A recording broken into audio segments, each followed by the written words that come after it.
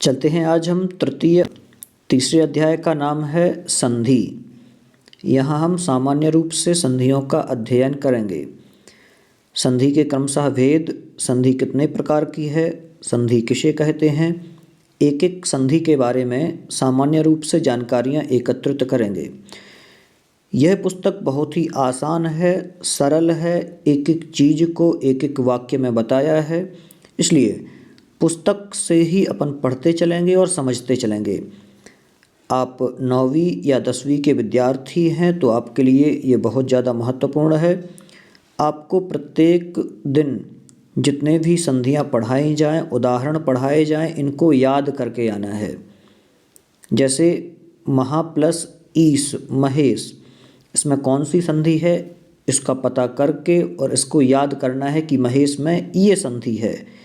विद्यालय में कौन सी संधि है, विद्या प्लस आलय होता है, इसमें कौन सी संधि है आपको पता चले तो आपको ये संधि याद करना है कि इसमें ये संधि है, इसका संधि विच्छेद इस प्रकार से होता है, तो आपको ये याद करके आना है। चलते हैं तीसरे अध्याय पर, संधियाँ शुरू करते हैं। व्याकरण के संदर्भ में संधि शब्द का अर्थ है वर्ण विकार। यह वर्ण विधि है, दो पदों या एक ही पद में दो वर्णों के परस्पर व्यवधान रहित सामीप्य अर्थात संहिता में जो वर्ण विकार होता है या परिवर्तन होता है उसे संधि कहते हैं। क्या कह रहे हैं?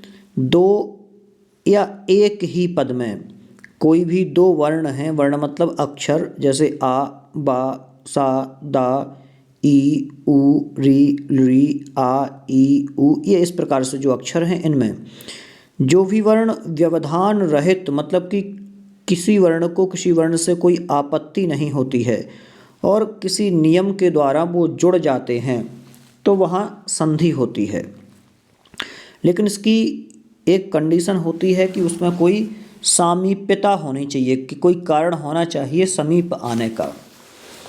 क्या कह रहे हैं? जैसे विद्यालय, विद्या प्लस आलयः, विद्यालयः, यहाँ पर विद्य प्लस आ, यहाँ कैसे इनने बनाया विद्या प्लस आ, तो देखें यहाँ पर विद्यालय है, विद्या के बाद द्या था तो दा और या, ये हो गया विद्या, अलग से निकल गया। अब था बड़ा वाला आ और विद्या प्लस आलय, तो यहाँ आलय का भी बड़ा आ था, दोनों आ थे, तो लयः में आ था और जो आलय है ये वाला भी आ आगे वाला था, तो उसकी अत्यंत समीपता थी। विद्या के आ की और आलय वाले के आ की जो अत्यंत समीपता थी, उस समीपता के कारण दोनों वर्णों के स्थान पर एक वर्ण रूप दीर्घ एकादेश हो गया। तो इतना समझना है। अब चलते हैं संधि के भेदों पर। संधि के भेद कितने हैं? तो संधि 3 प्रकार की होती है। स्वर संधि, जिसे अच संधि भी कहते हैं। अच शब्द आपने पिछले वीडियो में सुना होगा। अच जो है, अच प्रत्याहार है। ये अच प्रत्याहार के अंतर्गत कौन कौन से वर्ण आते हैं? तो वो स्वर आते हैं। कैसे पता किया हमने? आ, देखिए, ऐ, उण, री, लृक, ए, औच, तो ए, औच, चा तक गिनना है ना, तो आ, ई, ऐ, उण, तो आ, ई, उ, और णा तो उसमें गिनना नहीं है। तो इस प्रकार से कहाँ तक? आ, ई, उ, री, लृ, ए, ओ और ऐ और औ, तो इस प्रकार से अच में आते हैं ये। व्यंजन संधि कौन सी है? दूसरी संधि जो है वो है व्यंजन संधि। पहली स्वर संधि, दूसरी व्यंजन संधि और तीसरी विसर्ग संधि। व्यंजन संधि को हल संधि भी कहते हैं क्योंकि इसमें जो हल प्रत्याहार है, हा से लेकर के ला तक, हा में हाया, वारा, टा, लण, यामा, गाणा, नम, इस प्रकार से क्रमशः ला तक जितने वर्ण आते हैं वो हल संधि के अंतर्गत आते हैं। ठीक, इतना आपने समझ लिया संधि किसे कहते हैं। वर्णों की अत्यंत समीपता को संधि कहते हैं, जिसे संहिता भी कहा जाता है। क्या कहा जाता है संधि को? याद रखना आप लोग, संहिता भी कहा जाता है, क्योंकि कभी कभी ये भी प्रश्न पूछ लेते हैं। अब जो पहली संधि है स्वर संधि, जिसे कौन सी संधि कहते हैं? अच संधि भी कहते हैं। स्वर संधि की परिभाषा देखते हैं। दो स्वर वर्णों की अत्यंत समीपता के कारण यथा प्राप्त वर्ण विकार को स्वर संधि कहते हैं। इसके निम्नलिखित भेद हैं। कौन कौन से हैं? पहला तो है दीर्घ संधि। दीर्घ संधि, इसके बाद में दूसरा भेद देख लेते हैं। दूसरा है गुण संधि, गुण स्वर संधि भी कह सकते हैं। तीसरा भेद वृद्धि संधि। चौथा भेद यण संधि। पांचवा अयादि संधि। छठवा पूर्वरूप संधि और एक सातवां प्रकृति भाव संधि। अब यहाँ पर ये प्रग्रह्य संज्ञाएं आदि दी हुई हैं और पररूप संधि। तो इस प्रकार से पूर्व रूप संधि है एक, और एक और है पररूप संधि। तो इस प्रकार से हमें लगभग 7 संधियों के बारे में पढ़ना है। क्रमशः सबसे पहली संधि जो है वो है दीर्घ संधि। दीर्घ संधि के बारे में समझते हैं। तो आपको याद जो करना है वो भी मैं बताते चलूँगा कि आपको ये याद करना है। सबसे पहले तो दीर्घ संधि का सूत्र क्या है? तो अकः सवर्णे दीर्घः, ये आपको याद करना है, बिल्कुल रट लेना है। अकः सवर्णे दीर्घः क्या है ये दीर्घ संधि का सूत्र है। और कभी कभी ये डायरेक्ट सूत्र ही दे देते हैं और पूछ लेते हैं कि इसमें कौन सी संधि है, या फिर नीचे उदाहरण दे देते हैं और ये सूत्र दे देते हैं कि सूत्र से बनने वाला उदाहरण ये है। अब देखें इसमें क्या कहा है। यदि ह्रस्व या दीर्घ आ, ई, उ तथा री स्वरों के पश्चात ह्रस्व या दीर्घ आ, ई, उ या री स्वर आए तो दोनों मिलकर क्रमशः बड़ा आ, दीर्घ आ जिसे बोलते हैं, दीर्घ ई, दीर्घ उ और दीर्घ री हो जाते हैं। मतलब कि आगे भी वही वर्ण हो आ अथवा आ, और प्लस करके जो पीछे अपन लिखें वही वर्ण हो आ अथवा आ, या ई अथवा ई प्लस करके भी ई अथवा ई, कोई भी हो सकता है। छोटी, या फिर ये कहें कि ह्रस्व ई पीछे हो, दीर्घ ई बाद में भी हो सकती है। तो इस प्रकार से कोई सी भी हो लेकिन समान वर्ण हो तो वहाँ पर दीर्घ संधि होती है। अब इसमें होता क्या है, तो जो दोनों वर्ण होते हैं उनके स्थान पर एक वर्ण हो जाता है मिल करके। जैसे अब इसका सूत्र जो इन्होंने बनाया वो देखें। आ या आ के बाद आ या आ हो तो क्या हो जाएगा? बड़ा आ हो जाएगा, दीर्घ आ हो जाएगा। आगे चाहे छोटा आ हो या बड़ा आ हो, पीछे छोटा आ हो या बड़ा आ हो, कोई से भी दोनों में से हो सकते हैं, लेकिन दोनों के स्थान पर होगा तो बड़ा वाला ही। इसी प्रकार से आगे छोटा ऊ हो या बड़ा ऊ हो, ह्रस्व ऊ हो या दीर्घ ऊ हो क्या जाएगा? दीर्घ ऊ हो जाएगा इसको। इसी प्रकार से आगे है, ह्रस्व ई है और दीर्घ ई है, यहाँ भी ह्रस्व ई है और दीर्घ ई है, दोनों के स्थान पर दीर्घ ई हो जाएगा। आगे चलते हैं, वही कंडीशन यहाँ पर अप्लाई होती है, ह्रस्व ऊ और दीर्घ ऊ, और यहाँ पर भी वही ह्रस्व ऊ और दीर्घ ऊ हो तो दोनों के स्थान पर दीर्घ ऊ हो जाएगा, और यहाँ पर दीर्घ री हो जाएगा दोनों के स्थान पर, चाहे ह्रस्व या दीर्घ री आगे या पीछे हो। उदाहरण देखते हैं। पुस्तकालय, पुस्तक प्लस आलय दिया है, पुस्तकालय। यहाँ पर कंडीशन क्या बनी? यहाँ का है, का में आ है तो छोटा आ है, ह्रस्व आ है, और प्लस में बड़ा वाला आ है। इन दोनों के स्थान पर क्या होना है? बड़ा आ होना है। तो पुस्तक प्लस आलय क्या हो जाएगा? पुस्तकालय। इसी प्रकार से देव प्लस आशीषः क्या हो जाएगा? देवाशीषः। देव के वा में आ है और यहाँ पर आशीष में बड़ा आ है, दोनों के स्थान पर दीर्घ आ हो जाएगा।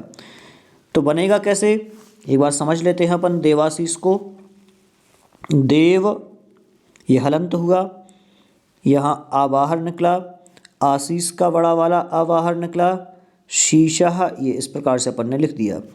अब यहाँ होना क्या है, इन दोनों आ के स्थान पर बड़ा वाला आ होना है। तो जो देव हलंत है आ, तो ये मिल जाएगा, इसमें देवा हो जाएगा और शीश जैसा का तैसा, तो ये हो जाएगा देवाशीषः। इस प्रकार से ये कौन सी संधि है? सवर्ण दीर्घ। और भी अपन उदाहरण देख लेते हैं। दैत्य प्लस अरिहि दैत्यारी बन जाएगा। चा प्लस अपि चापी बन जाएगा। विद्या प्लस अर्थी विद्यार्थी बन जाएगा। गिरि प्लस इंद्रः गिरीन्द्रः। यहाँ पर देखें, अब ई का उदाहरण है जिसमें यहाँ भी ई है और यहाँ भी ई है, और दोनों ई के स्थान पर क्या हो गई? दीर्घ ई, तो यहाँ पर गिरीन्द्र बना। इसी प्रकार से कपीशः बनता है। इसी प्रकार से महिषः बनता है। इसी प्रकार से नदीशः बनता है। इसी प्रकार से लक्ष्मीश्वरः बनता है। इसी प्रकार से सूक्ति भी बनता है, और इसी प्रकार से भानुदयः भी बनता है। और एक और जो है पितृणम, जो री का उदाहरण है, जिसमें चाहे छोटी री आगे हो या बड़ी वाली री आगे हो, दोनों के स्थान पर क्या हो जाएगा? बड़ी री हो जाएगी, तो क्या हो जाएगा? पितृणम बन जाएगा। इस प्रकार से अब आपको करना क्या है? इन उदाहरणों को याद करना है। यदि आप ये उदाहरण याद कर लेंगे तो आराम से आपके बहुत सारे उदाहरण तैयार होते जाएंगे, और जब कभी भी दीर्घ स्वर संधि से संबंधित प्रश्न पूछे जाएंगे तो आपसे बन जाएंगे। आगे चलते हैं गुण स्वर संधि पर। गुण स्वर संधि का पहले तो सूत्र याद करना है, क्योंकि सूत्र बहुत ज़्यादा महत्वपूर्ण है। सूत्र पूछे जाते हैं। आद गुणः, क्या कहा? आद गुणः। आद गुणः में सबसे पहले तो गुण संधि है, और गुण संधि में पहला प्रश्न तो यही बनता है कि जो ये आद गुणः है, ये इसका सूत्र है गुण करने वाला। ठीक, तो ये आपको याद रखना है। गुण संधि करने वाला सूत्र क्या है? आद गुणः। यदि आ या आ के बाद ई या ई आए तो दोनों के स्थान पर एकादेश हो जाता है। इसी तरह यदि आ या आ के बाद उ या उ आए तो दोनों के स्थान पर ओ एकादेश हो जाता है। इसी तरह आ या आ के बाद यदि री आए तो दोनों के स्थान पर अर एकादेश हो जाता है। बिल्कुल आसान है। क्या कहा? असमान स्वर होना चाहिए। पहले तो रहेगा आगे आ या आ, अब इसके बाद प्लस में क्या हो? या तो ई अथवा ई हो, या क्या हो? उ या उ हो, या फिर क्या हो? री या फिर री हो। तीनों कंडीशन।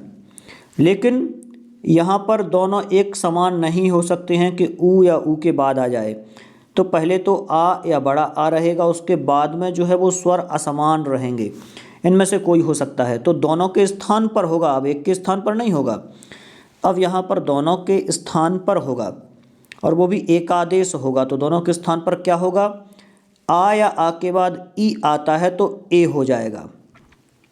ठीक, उ आता है तो क्या हो जाएगा? ओ हो जाएगा। और री आता है तो क्या हो जाएगा? अर हो जाएगा। ये आपको याद रखना है। चलते हैं कोई उदाहरण देख लेते हैं तो समझ में आ जाएगा। पहला ही उदाहरण दिया है उपेंद्रः, उप प्लस इंद्रः। अब यहाँ इनने क्या बताया? आ अथवा आ आगे है, ई या फिर ई पीछे है, तो दोनों के स्थान पर क्या होना है? ए होना है। जब ए एड़ी की मात्रा लगती है तो कहाँ लगेगी? ए एड़ी की मात्रा सिंगल मात्रा होती है, ऐसी लग जाती है कहीं भी। ठीक, तो यहाँ शब्द बना था उप प्लस इंद्राह। कंडीशन अपन को क्या मिली? यहाँ पा में आ है और ई इसके बाद में है पीछे। देखिए यहाँ पर ये ई है। इन दोनों के स्थान पर क्या होना है? ए एड़ी वाला होना है ये, और इसकी मात्रा ऐसे लगती है। तो जब हमने उप प्लस इंद्राह लिखा और उसके स्थान पर ए एड़ी का हो गया, तो इस पा में ये मात्रा जुड़ जाएगी। समझ लेते हैं फिर से, अगर समझ में नहीं आया हो तो फिर से एक बार देखेंगे। उप और इंद्र, ये दोनों शब्द हुए। अब इन शब्दों का होना क्या है? इन उप में ये अलग कर दिया हमने आ उप का, ये शब्द हैं। ई यहाँ है, आधा ना और द्रा ये है। ये कंडीशन है अपने यहाँ। करना क्या है, इन दोनों के स्थान पर क्या होना है, ए एड़ी वाला होना है, क्योंकि ए की एक मात्रा लगती है। तो इन दोनों के स्थान पर जब ये ए हो जाएगा तो ये मात्रा कहाँ लग जाएगी, उपेंद्र के पा में जुड़ेगी, तो ये हो जाएगा उपे, और आधा ना और द्रा ये जैसा का तैसा लिख देंगे। इन दोनों के स्थान पर क्या हो गया, ए एड़ी वाला हो गया, और ये मात्रा हमने उपेंद्र में लगा दी, तो क्या हो जाएगा, उपेंद्र बन जाएगा। इसी प्रकार से देवेंद्र, देव प्लस इंद्र देवेंद्र, गण प्लस ईशः गणेशः, महा प्लस ईशः महेशः, नर प्लस ईशः नरेशः, सुर प्लस ईशः सुरेशः। इसी प्रकार से महा प्लस ईशः महेशः होता है। बिल्कुल आसान है, सुरेशः में बिल्कुल वही हुआ, आ यहाँ पर है, प्लस में ई है, दोनों के स्थान पर क्या होना है, ए एड़ी की मात्रा, जो कि सुरेश के रा में लगी हुई है। अब देखें, आ ए एवं ओ वर्णों को गुण वर्ण कहा जाता है, ये याद रखना है आपको।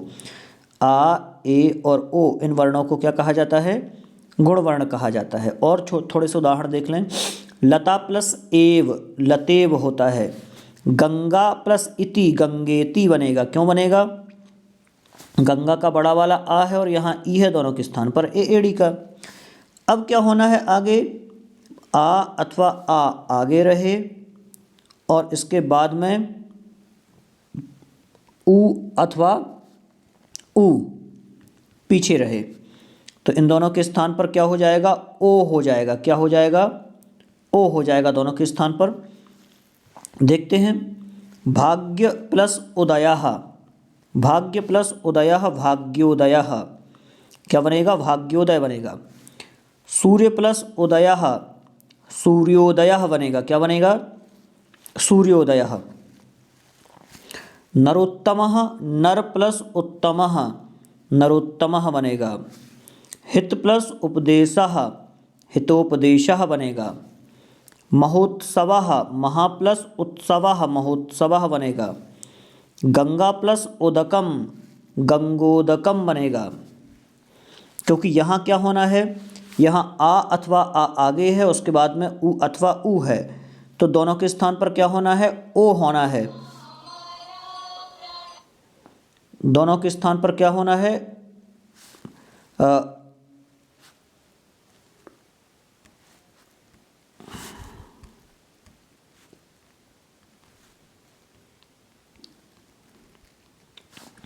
चलें, दोनों के स्थान पर ओ होना है, तो आ अथवा आ आगे है, उसके बाद में ऊ अथवा ऊ है, तो दोनों के स्थान पर जब ओ हो जाएगा तो क्या होगा, भानु प्लस उदय भानुदय हो जाएगा।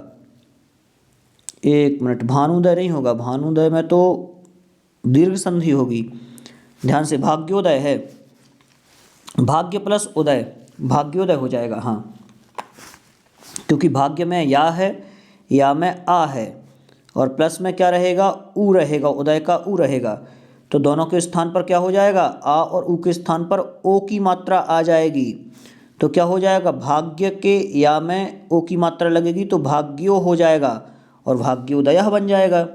इसी प्रकार से सूर्योदय है, सूर्य प्लस उदयः सूर्योदयः, नर प्लस उत्तमः नरोत्तमः, हित प्लस उपदेशः हितोपदेशः, महा प्लस उत्सवः महोत्सवः, गंगा प्लस उदकम गंगोदकम, यथा प्लस उचितम यथोचितम, गंगा प्लस ऊर्मी गंगोर्मी, महा प्लस उरुः महोरुः, नव प्लस ओढ़ः नवोढ़ः। तो इस प्रकार से जो आसान है बिल्कुल, ये आपसे बन जाएगा। आगे चलते हैं, आ अथवा आ के बाद री अथवा री आए तो क्या हो जाता है, अर हो जाता है। देव प्लस ऋषि ही क्या हो जाएगा, देवर्षि ही हो जाएगा। ग्रीष्म प्लस ऋतु क्या हो जाएगा, ग्रीष्मर्तु हो जाएगा।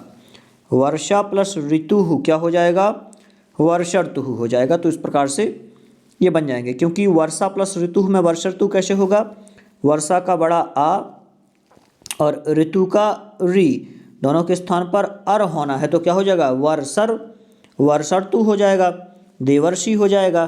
बिल्कुल अर होना है, आप अर कर देंगे तो आपसे बन जाएगा। एक बार करके बता देता हूँ मैं यहाँ पूरा डिटेल में, तो आपको और अच्छे से समझ में आ जाएगा।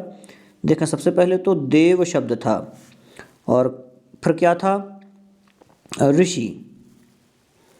अब यहाँ समझना ये है कि देव में आ हमने बाहर निकाला, हलंत कर दिया, और री ये रहा, तो इन दोनों के स्थान पर अर होना है। जब इन दोनों के स्थान पर अर होगा तो देव के साथ में देवर आएगा ना, देवर, क्योंकि आ वा में जुड़ गया तो आ पूरा वा पूरा हो गया।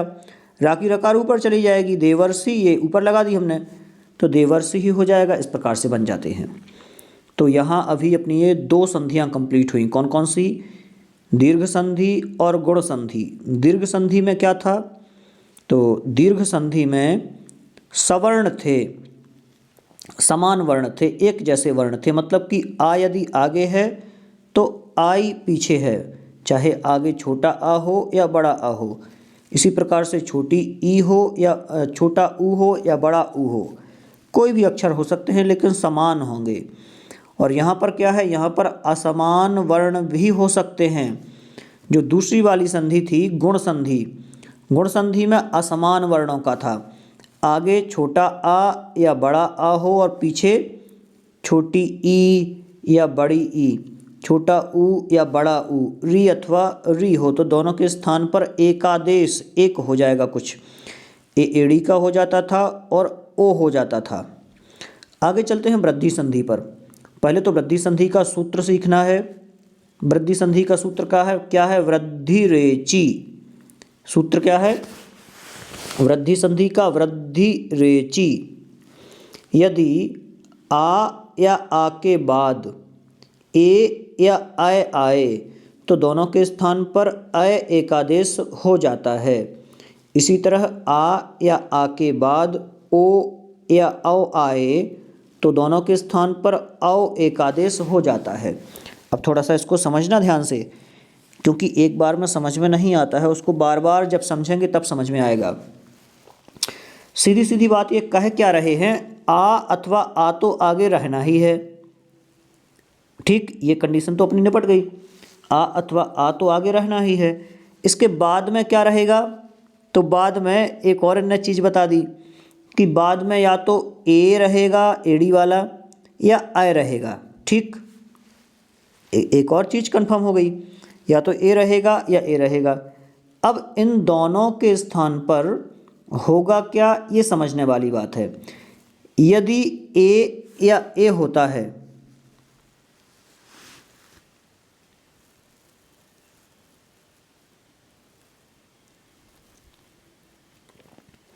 ठीक, समझो ध्यान से। यहाँ समझने वाली बात यह है कि दोनों के स्थान पर आगे आ अथवा आ, पीछे ए अथवा आय हो, तो दोनों के स्थान पर आय होना है। ये मतलब आय मतलब 2 मात्राएं लगनी हैं। आय की 2 मात्राएं लगती हैं ना, 2 मात्राएं लगेंगी जो भी अगला अक्षर अपन बनाएंगे। ठीक, एक ये कंडीशन हो गई। चाहे आ या आ के बाद एड़ी का हो या आय हो, कोई भी हो सकता है। आगे चलते हैं, दूसरी कंडीशन क्या बताई इनने, आ या आ के बाद क्या होना चाहिए, ओ हो या आओ हो, ओ हो या आओ हो, तो दोनों के स्थान पर क्या होगा, आओ होगा। ठीक, इतना हमें समझना है। और इतनी ही हमारी ये दीर्घ संधि है। ओ हो, ये तो या तो आय होगा या आओ होगा दोनों के स्थान पर। ठीक, चलते हैं, इतना आपने समझ लिया होगा, समझ में आ गया होगा। सबसे पहले उदाहरण देखते हैं कह के, जिसमें आ या आ आगे है, उसके बाद में ए या आय हो तो आय हो जाता है, तो ये दीर्घ संधि है। जैसे मम प्लस एवं, देखिए ए लिखा है मम के बाद, माँ के बाद, माँ में आ है और यहाँ ए है, दोनों के स्थान पर आय की मात्रा आना है, तो क्या हो गया, ममैवम। आया समझ में, मम प्लस एवं ममैवम, क्योंकि आ जुड़ गया माँ में, माँ हलंत अपन ने जो किया था तो उसका जैसा का तैसा जुड़ गया। और ए जो है, ए की मात्रा आ और इसके स्थान पर क्या हो गया था, दीर्घ हो गया था, मतलब कि आय हुआ था ना ये वाला। ठीक है, तो यहाँ तो अपन को बाहर निकालने की आवश्यकता ही नहीं है माँ को, केवल इतना समझना है बस कि आ अथवा आ है जो, तो इस आ और ए के स्थान पर, दोनों के स्थान पर होना है, तो दोनों के स्थान पर ए की मात्रा हो जाएगी, आय की मात्रा हो जाएगी, तो यहाँ जुड़ जाएगी, तो ममैवम बन जाएगा। एक बार और थोड़ा ध्यान से समझ लें, कोई दिक्कत नहीं है समझाने में, क्योंकि जिससे आपको कॉन्सेप्ट पूरा क्लियर होना चाहिए। क्या कह रहे हैं, पहले यहाँ लिखा अपन ने मम प्लस एवं, मम प्लस एव लिखा। अब इसमें क्या होना है, तो हमने समझा यहाँ कि यहाँ तो आ है माँ में और यहाँ ए है, इन दोनों के स्थान पर क्या होना है, आय होना है। तो जब आय होना है तो दो मात्राएं आनी है आय की, तो दोनों के स्थान पर जब आय होगा तो वो जुड़ेगा कहाँ, माँ में जुड़ेगा, तो मई हो जाएगा, माँ का मई, और ये यहाँ पर वाह है तो क्या बन जाएगा, माँ मई और वाह, तो ममैव, ये बना ममैव, इतना बनेगा। इसी प्रकार से एक प्लस एकम एकैकम बनेगा, यहाँ तव प्लस एव तवैव बनेगा, बिल्कुल आसान। देखिए एक और यहाँ नोट दे दिया है, आ ए और औ वर्णों को वृद्धि वर्ण भी कहते हैं, ये आपको याद रखना है। आगे देखें, अद्य प्लस एव अद्यैव बना, लता प्लस एव लतैव बना। अब आपको एक और ट्रिक बता दूं, आपको जहाँ भी शब्द इन दो मात्राओं से होकर बनता है तो वहाँ दीर्घ संधि होती है, या औ वाला बनता है तो वहाँ भी दीर्घ संधि आपको समझना है, दो मात्राओं वाला। आगे चलते हैं, तथा प्लस एव तथैव बना, सदा प्लस एव सदैव बना, देव प्लस ऐश्वर्यम देवैश्वर्यम बना, आत्म प्लस ऐक्यम आत्मैक्यम बना। आगे आ अथवा आ के बाद ओ अथवा औ आए तो क्या हो जाएगा, औ हो जाएगा, हमने शुरू में आपको बताया था। तो उदाहरण देखें, जल प्लस ओघा जलौघा, औहुआ देखना ध्यान से, मम प्लस औषधि ममौषधि, आ और आ ओ के स्थान पर औ हुआ ममौषधि, नव प्लस औषधि नवौषधि, विद्या प्लस औचित्यम विद्यौचित्यम, आत्म प्लस औत्सुक्यम आत्मौत्सुक्यम। इस प्रकार से आगे चलते हैं, यण संधि। यण संधि का सूत्र है इको यणचि, इक के स्थान पर यण होता है। कैसे, मतलब कैसे होता है, तो इक प्रत्याहार पहले हमने आपको बताया था, इक प्रत्याहार के अंतर्गत कौन कौन से वर्ण आते हैं, ई उ री और लृ। इक प्रत्याहार के अंतर्गत आने वाले वर्ण ई उ री और लृ हैं। ठीक, तो इक के स्थान पर होता क्या है, अब ये देखना है। इक के स्थान पर यण हो जाता है। क्या हो जाता है इक के स्थान पर, यण। यण में क्या है, या वा रा और ला, इक के स्थान पर यण हो जाता है, या वा रा और ला। तो इस प्रकार के वर्ण होते हैं। और क्या कहा, जब ई उ री और री तथा लृ के बाद कोई असमान स्वर आए तो क्या होगा, ई को हो जाएगा या, उ को हो जाएगा वा, री को हो जाएगा रा और लृ को हो जाएगा ला। ठीक, इतना अपन को याद रखना है। ई को क्या हो जाएगा, या हो जाएगा, उ को क्या हो जाएगा, वा हो जाएगा, री को क्या हो जाएगा, रा हो जाएगा, और लृ को क्या हो जाएगा, ला हो जाएगा। देखिए अभी तक अपन ने जो संधियां पढ़ी थीं उन संधियों में आ आगे तो था, क्योंकि आ आगे कहाँ था, दीर्घ स्वर संधि में तो समान स्वर थे, गुण स्वर संधि में आ अथवा आ आगे थे, और वृद्धि संधि में भी आ अथवा आ आगे था। तो इसी प्रकार से अब रही यण संधि। यण संधि में क्या है, यहाँ असमान स्वर होते हैं। लेकिन इन्होंने वर्ण दे दिए कि आगे कौन से वर्ण रहेंगे। ई रहेगा आगे, ई, उ, री और लृ, ये वर्ण रहेंगे आगे। और इन वर्णों के बाद, बाद मतलब जो प्लस में आता है सामने, यदि इनके बाद कोई असमान स्वर आए, ई के बाद क्या आ जाए, कोई भी असमान स्वर आ जाए, ई के बाद आ जाए, उ आ जाए, री आ जाए, री आ जाए, कोई सा भी आ जाए, तो क्या हो जाएगा, ई के स्थान पर जो ये ई है, ई के स्थान पर या हो जाएगा। क्या हो जाएगा, या। उ के स्थान पर वा, री के स्थान पर रा और लृ के स्थान पर ला हो जाएगा। इतना समझना है हमें यण संधि में। चलते हैं कैसे होता है। सबसे पहले लिखा है यदि प्लस अपि। अब कंडीशन देख लेते हैं। यदि में ई आगे है, बिल्कुल ठीक है। उसके बाद में असमान स्वर चाहिए था, तो ये भी असमान स्वर अपन को मिल गया, क्योंकि असमान स्वर देख रहे थे तो जो आ है यह असमान स्वर है, बिल्कुल जो हमें कंडीशन चाहिए थी बिल्कुल वही हुई, असमान स्वर आ आगे है। तो इन दोनों में होना क्या था, तो होना कुछ नहीं, केवल ई के स्थान पर या हो जाएगा। इस ई की मात्रा जो ये लगी है, इस ई की मात्रा के स्थान पर क्या हो जाना था, या हो जाना था। तो फिर क्या होता, देखें, ई पहले तो या है, दा जैसा का तैसा अपन ने रखा यहाँ, ई के स्थान पर क्या कर दिया, या कर दिया। अब आ जैसा का तैसा था और पी। ठीक, चलते हैं क्या होता है, या और दा में या, तो क्या हो जाएगा, द्या और आ मिल जाएगा, या हलंत है जो, तो ये पूरा हो जाएगा, या तो ये अपन ने यहाँ द्या कर दिया, और पी जैसा का तैसा क्या बन गया, यद्यपि। बिल्कुल आसान है, ऐसे अपन को सीखना है, ये यद्यपि बन गया, बन जाएगा। इसी प्रकार से इति प्लस आदि इत्यादि, यहाँ भी ई के स्थान पर जो ई है, ई के स्थान पर या हो जाएगा, और जो ता है वो हलंत हो जाएगा, तो इत्या और ये दी इत्यादि बन जाएगा, बिल्कुल आसान है। इसी प्रकार अति प्लस आचारः अत्याचारः हो जाएगा।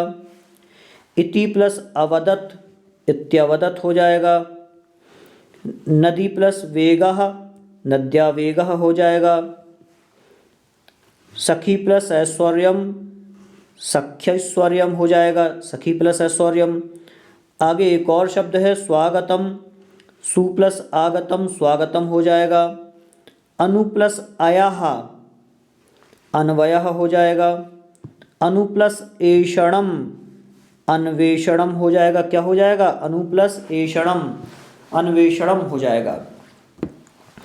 तो इस प्रकार से ये भी आपसे बन जाएगा, बिल्कुल आसान है शब्द।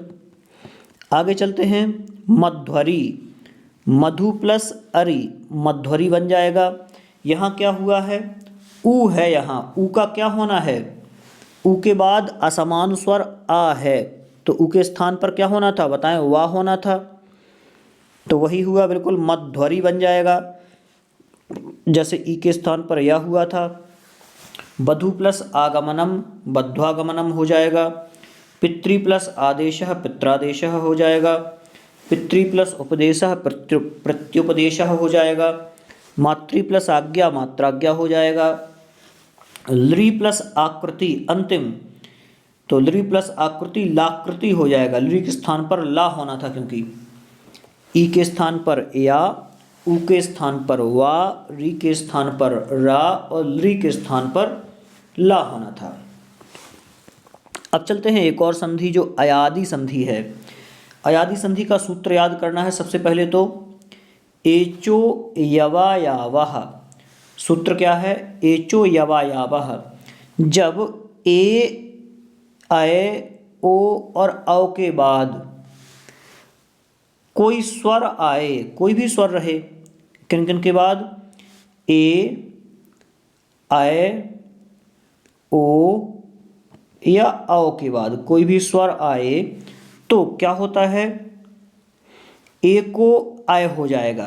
किसको हो जाएगा, ध्यान से, ए को अय हो जाएगा, अय को आय हो जाएगा, और क्या है, ओ को आओ हो जाएगा, ये याद रखना कंडीशन, और आओ आओ को आओ हो जाएगा। क्या हो जाएगा? आओ को आओ हो जाएगा।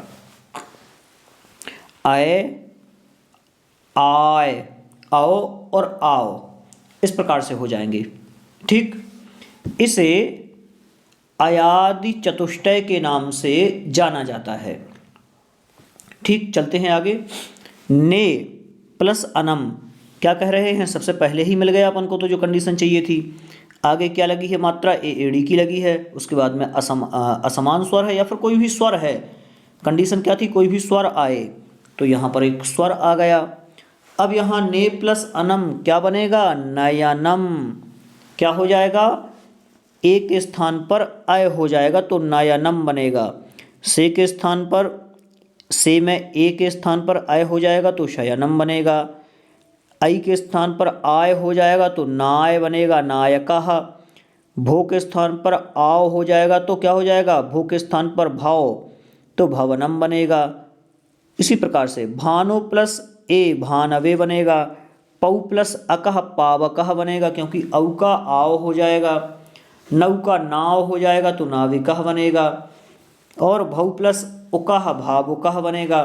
आपको ये याद कर लेना है संधियाँ, भौ प्लस उकह भावकः, इस प्रकार से। ठीक, यहाँ तक अपनी अयादि संधि तक हमने अभी पढ़ लिया है। चलिए अब चलते हैं पूर्व रूप संधि, पूर्व रूप संधि पर। पूर्व रूप संधि में एंगः पदांता दति, एक सूत्र है एंगः पदांता दति। पूर्व रूप संधि को अयादि संधि का अपवाद भी कहा जाता है। जो अयादि संधि अभी हमने पढ़ी उसका अपवाद कहा जाता है। इसमें होता क्या है? तो पद के अंत में स्थित ए अथवा ओ के बाद, ए एड़ी का हो या ओ हो, तो इसके बाद यदि ह्रस्व आ आए, इसके बाद में इन दोनों के बाद यदि ह्रस्व आ आए तो ए प्लस आ दोनों के स्थान पर पूर्व रूप संधि ए एकादेश, ठीक, पूर्व रूप संधि का ए एकादेश तथा ओ के बाद आ आए दोनों के स्थान पर ओ ओकादेश तथा ए और ओ के पश्चात आने वाला आ अपना रूप ए और ओ में ही विलीन कर या फिर छुपा देता है। उस विलीन आ का रूप लिपि में अवग्रह चिन्ह द्वारा अंकित किया जाएगा। मतलब कि उसको अपन ऐसा एस टाइप से बना देंगे जिसे अवग्रह कहते हैं। इस चिन्ह को क्या कहते हैं? अवग्रह कहते हैं। तो इस प्रकार से कर देते हैं। जैसे संधि बनाई इन्होंने, ध्यान से देखना इस संधि को। हरे प्लस अत्र, क्या कह रहे हैं? हरे प्लस अत्र में हरयत्र होना चाहिए था। बिल्कुल सही है, हरयत्र होना चाहिए था। लेकिन क्या किया इन्होंने? परंतु आ ए में समा गया और रूप क्या बना? हरेत्र। क्या बना? हरे और अवग्रह करके त्र, हरेत्र बना। यहाँ उच्चारण के समय हरेत्र ही कहा जाएगा, अवग्रह का उच्चारण नहीं होता। इस प्रकार से तो लिखने में ऐसा आएगा। इसी प्रकार से संधियाँ देख लेते हैं। ते प्लस अपि क्या करेंगे? तेपी, अवग्रह लगा देंगे बीच में, तेपी कर देंगे।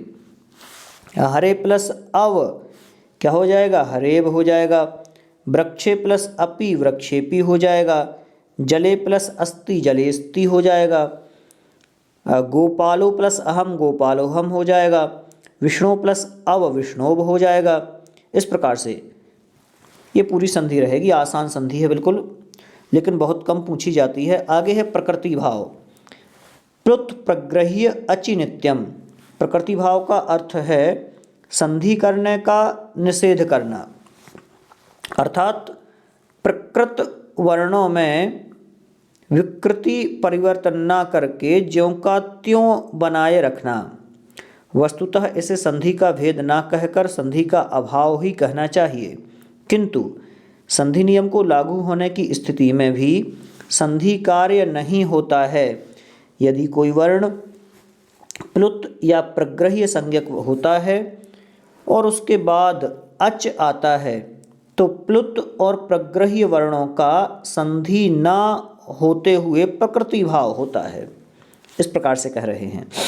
प्रग्रह्य संज्ञा, तो ये सूत्र अपन को याद रखना है। ईदुदे द्विवचनम प्रग्रह्यम, ये प्रग्रह्य संज्ञा का सूत्र है। क्या है? ईदुदे द्विवचनम प्रग्रह्यम, ईदुदे द्विवचनम प्रग्रह्यम। आदशो मात, इससे निषेध हो जाता है, आदशो मात। इदंत, उदंत तथा एदंत द्विवचन रूपों की प्रग्रह्य संज्ञा होती है, अर्थात ऐसे द्विवचन जिनके अंत में ई, उ अथवा ए होता है उनकी प्रग्रह्य संज्ञा होती है, तथा जिनकी प्रग्रह्य संज्ञा होती है उनके बाद अच होने पर किसी भी प्रकार की संधि नहीं होती है, ये कह रहे हैं। जैसे कवि प्लस इक्षतः, इसी प्रकार से विष्णु प्लस इमऊ, बालिके प्लस अगच्छत, यह बिल्कुल जैसा का तैसा रख देते हैं, कोई परिवर्तन नहीं करते हैं। अदश शब्द में माँ के बाद ई या उ आए तो वहाँ पर भी प्रग्रह्य संज्ञा होती है। जैसे अमी प्लस ईसा, अमु प्लस आसते, यहाँ पर अमी तथा अमु प्रग्रह्य संज्ञक हैं, अतः यहाँ किसी भी प्रकार की संधि नहीं होगी। प्लुत वर्ण में प्रकृति भाव का उदाहरण है एहि कृष्ण, अत्र गोश्चरति, यहाँ पर आ या आ में दीर्घ संधि नहीं हुई है, क्योंकि संबोधन पद कृष्ण में आ जो है वो प्लुत है। इस प्रकार से अगली संधि है और अंतिम संधि है इसकी स्वर संधि की, पररूप संधि, जिसका सूत्र आपको याद रखना है एंगी पररूपम। सभी संधियों के आपको रूप याद रखना है, एंगी पररूपम। देखिए अब इसमें क्या होता है, इसमें उपसर्ग की विशेषता है। उपसर्ग कितने प्रकार के होते हैं? आप लोगों ने 22 प्रकार के उपसर्ग पढ़े होंगे, तो 22 प्रकार के उपसर्ग आपको याद रखना है, तो ये संधि आराम से आपसे बन जाएगी। देखिए कह क्या रहे हैं, उपसर्ग के आ के पश्चात यदि ए या ओ आए तो उनका पररूप एकादेश होता है। ठीक, क्या कहा?